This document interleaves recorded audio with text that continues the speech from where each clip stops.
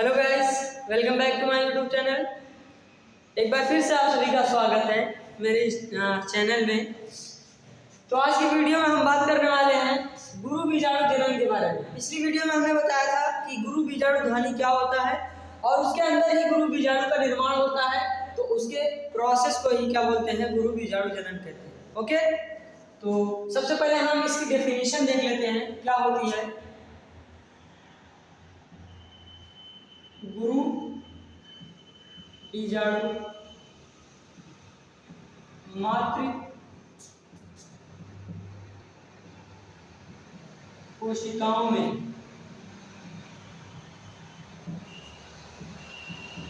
अर्धसूत्री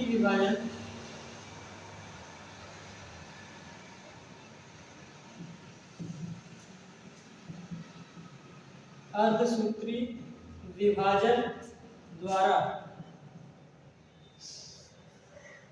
4 गुरु बीजाणुओं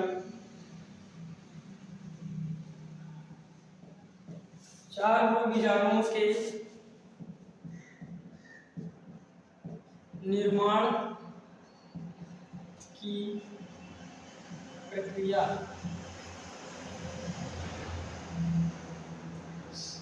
को गुरु बीजाणु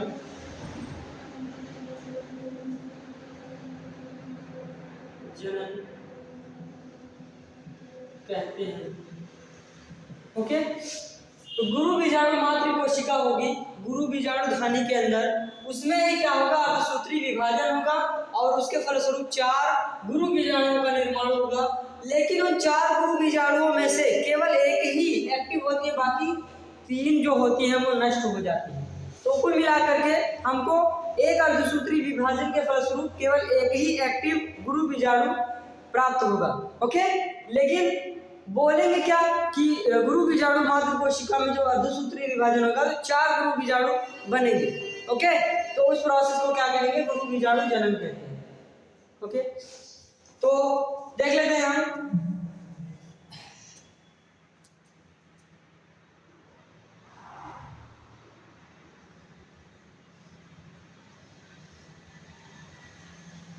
ये था हमारा बीजांड की संरचना हमने पढ़ी थी, और ये था बीजांडकाय जो कि बहुत सारी मृदुतक कोशिकाओं से मिलकर बनी होती है। ये क्या है,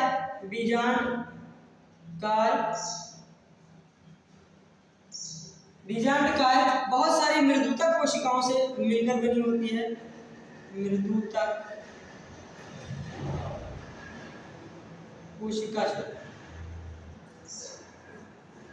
जो मृदुतक कोशिकाएं होती हैं उसमें विभाजन की बहुत अधिक क्षमता होती है, और इसमें मृदुतक कोशिकाओं में एक कोशिका होती है जिसका नाम होता है अधोस्तरीय कोशिका।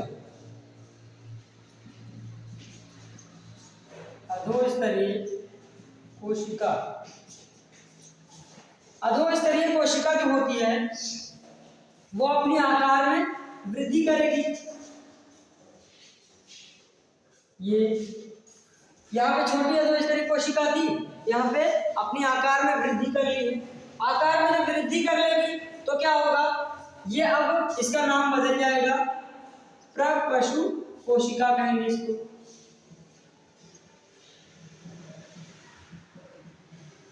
प्रपशु कोशिका। जैसे हमने लघु बीजाणु जनन में पढ़ा था कि एक अधोस्तरीय हाइपोड्रोमल सेल होती है, उसमें जब आकार में वृद्धि हो जाती है तो उसमें क्या बन जाता है, प्रपशु कोशिका बन जाती है। वैसे ही सेम प्रोसेस इसमें भी चल रही है अभी। अब जब इसमें क्या था, लघु बीजाणु जनन में भी हमने पढ़ा था, इसमें समसूत्री विभाजन होता है। समसूत्री विभाजन के द्वारा ये 2 कोशिकाओं में बदल जाती है, समसूत्री विभाजन होगा। और समसूत्री विभाजन हो रहा है तो यहाँ तक क्या था, द्विगुणित था, यहाँ भी द्विगुणित है, और अभी समसूत्री विभाजन हो रहा है तो इसमें जो कोशिकाएं बनेंगी वो भी क्या होंगी, द्विगुणित ही होंगी। तो अब यहाँ पे इसमें समसूत्री विभाजन हुआ तो प्रपशु कोशिका 2 कोशिकाओं में बदल गई इस तरह से। जिसको ऊपरी कोशिका को बोलेंगे प्राथमिक द्वितीय कोशिका, प्राथमिक द्वितीय कोशिका, और दूसरी कोशिका को बोलेंगे बीजाणु जनन कोशिका, बीजाणु जनन कोशिका। इसी बीजाणु जनन कोशिका को ही गुरु बीजाणु मात्र कोशिका कहते हैं।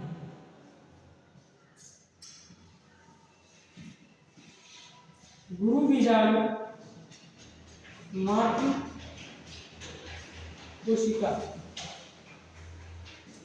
ओके, अब गुरु बीजाणु मात्र कोशिका क्या करेगी? इसमें कोई विभाजन नहीं होगा प्राथमिक द्वितीय कोशिकाओं में। अब गुरु बीजाणु मात्र कोशिकाओं में फिर से क्या होगा? विभाजन होगा, और अब अर्धसूत्री विभाजन होगा।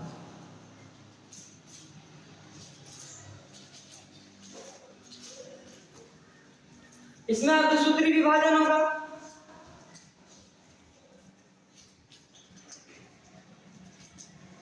अर्धसूत्री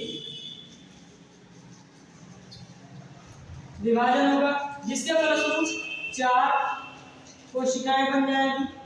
अब ये चारों कोशिकाएं क्या हो गई?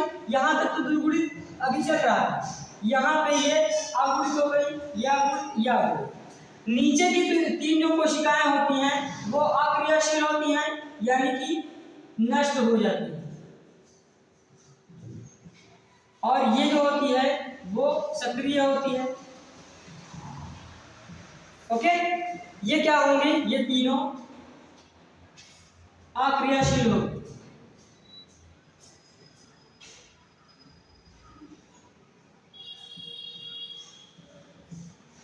अक्रियाशील होने के कारण ये तीनों कोशिकाएं नष्ट हो जाती।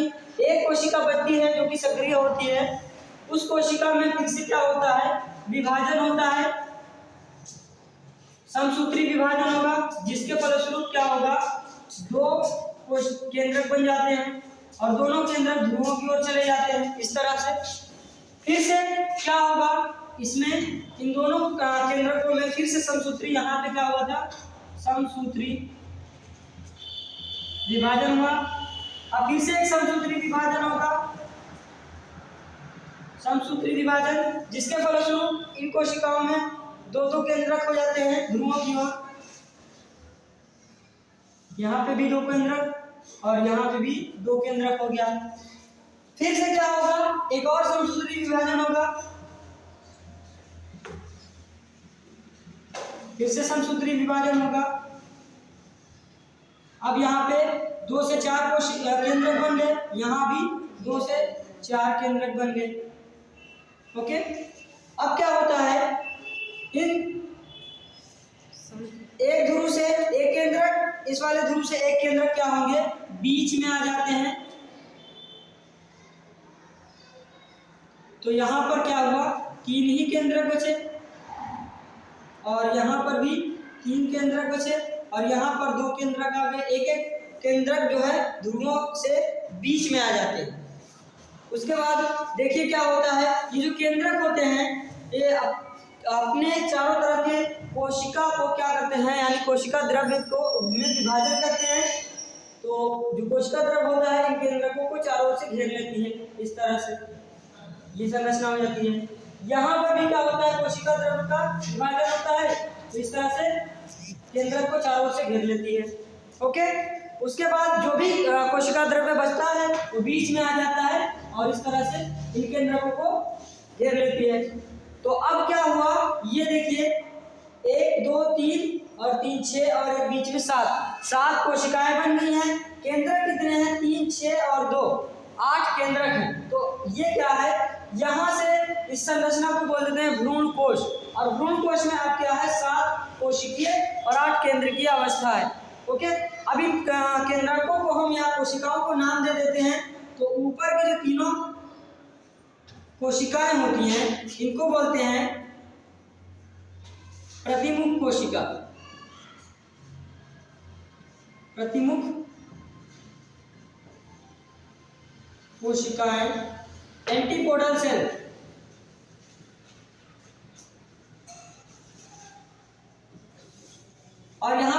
बीच में किनारे किनारे होती हैं कोशिकाएं, इनको बोलते हैं सहायक कोशिका। सहायक कोशिका, इसको इंग्लिश में कहते हैं सिनर्जिड। Synergid cells. जो बीच में एक कोशिका है इसको बोलते हैं ध्रुवीय कोशिका या ध्रुवीय केंद्रक। Okay, polar cell.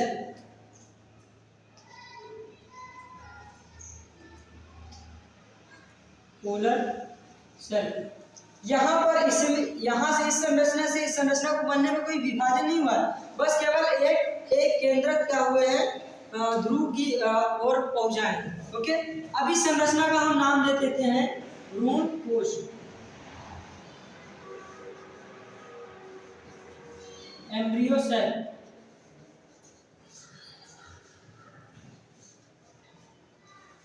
ओके, यही क्या होता है हमारा गुरु बीजाणु होता है।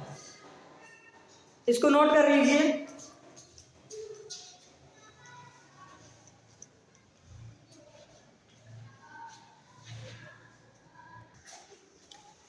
चलिए, भ्रूण कोश की जो संरचना थी वहां तक बनने की जो प्रोसेस है उसको हम गुरु बीजाणु जनन बोलते हैं। ओके, गुरु बीजाणु जनन कंप्लीट हो गया। अब उसमें एक क्वेश्चन आता है शॉर्ट में कि बीजाणुभिद और युग्मकोद्भिद क्या होता है। तो बीजाणुभिद क्या होता है और युग्मकोद्भिद क्या होता है उसको हम समझ लेते हैं एक लाइन में। देखिए, जो गुरु बीजाणु मात्र कोशिका थी, गुरु बीजाणु मातृ कोशिका, गुरु बीजाणु मातृ कोशिका में क्या होता है अर्धसूत्री विभाजन होता है। अर्धसूत्री, उसके बाद क्या बनता है गुरु बीजाणु बनता है। 4 गुरु बीजाणु बनते हैं और एक ही क्रियाशील होता है। गुरु बीजाणु बन गया। अब इसमें क्या होता है, इसमें समसूत्री विभाजन होगा। समसूत्री के बाद क्या बनता है मादा युग्मक बनता है। मादा युग्मक का निर्माण होता है। तो यहाँ पर देखिए, गुरु बीजाणु मातृ कोशिका से गुरु बीजाणु के निर्माण की जो प्रोसेस है, यानी इस प्रावस्था को हम बोलेंगे बीजाणुद्वित प्रावस्था।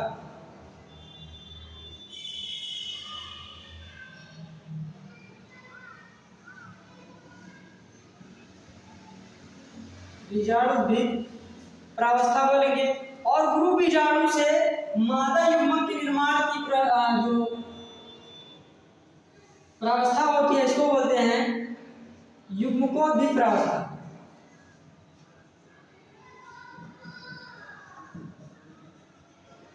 युग्मकोद्भिद अवस्था बोलते हैं।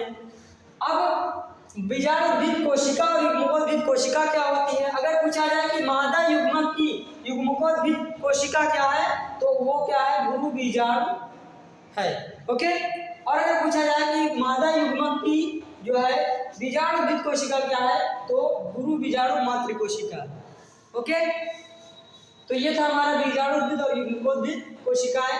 आई होप कि आप लोग को समझ में आया होगा, पूरा जो ये क्लास है लेक्चर समझ में आया होगा। और अगर अच्छा लगा है वीडियो तो लाइक शेयर और कमेंट करना ना भूलें। और मिलते हैं नेक्स्ट वीडियो में, तब तक के लिए जय हिंद जय भारत।